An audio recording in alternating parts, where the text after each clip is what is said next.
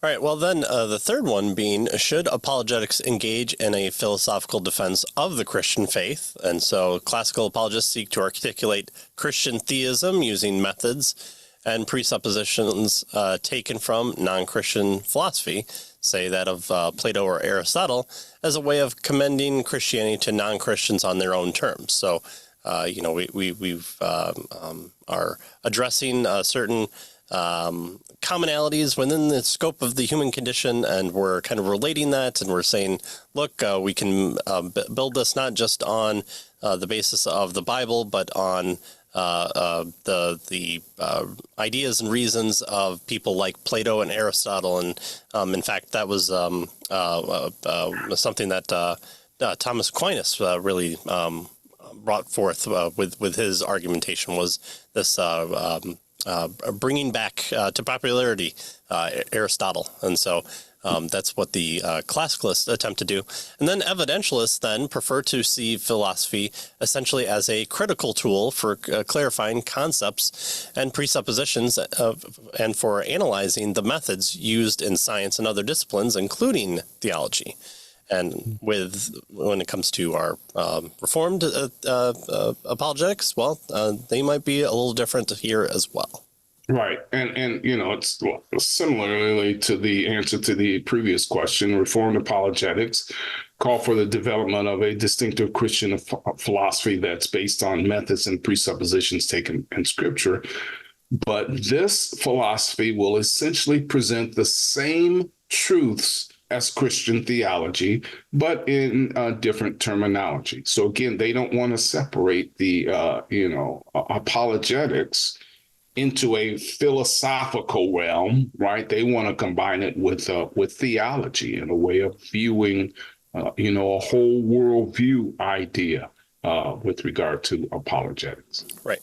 The answer to the question is Christianity, and so if that's the case, then we want to couch our answers in Christology and in a Christological method. And so it shouldn't be shocking that this should be the case. What's shocking is maybe when it deviates from that desire.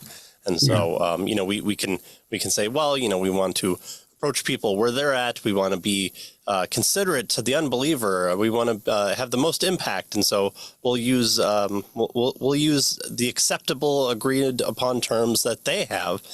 You can make those claims, but ultimately, what it comes back to is Christianity the answer? And if it is, then why aren't we arguing like that consistently throughout all our methods? Yeah, I mean, think of the other side, right? The atheist argues naturalism is the case. And so based on naturalism, they hold these various types of things. Well, the Reformed apologist says, no, we don't believe naturalism is the case. Christianity is the case. Right. And so since Christianity is the case, it makes sense that you argue from a Christian perspective. And also the Christian perspective is better able to defend the various claims that you make. Right.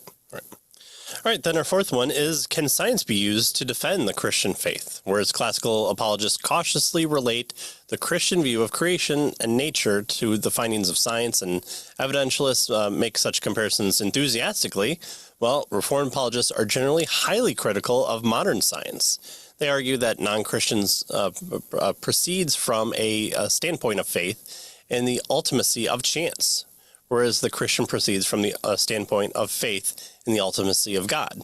And so it seems like if these are the two starting points, then where do the parallel lines meet? It doesn't seem to be the case just on that definition alone that they would meet. And so again, here, what it comes down to is our presuppositions. Where is our ultimate starting point? How are we to relate to a godless, chanceless, random universe that brings about anything and everything, and suddenly non-life can produce life? At what point do you say this is a miracle? Because it seems like that would be the miracle, is the thing of everything. Or there is no possibility of miracles, so you could never point to one. So it seems then the ultimate starting point of the foundation of science can't get off the ground of having a common starting point. So then we're back again to talking about our ultimacies and our starting points and our circularities, our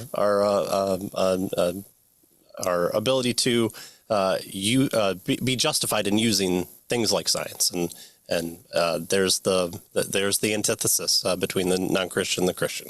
Yeah, good.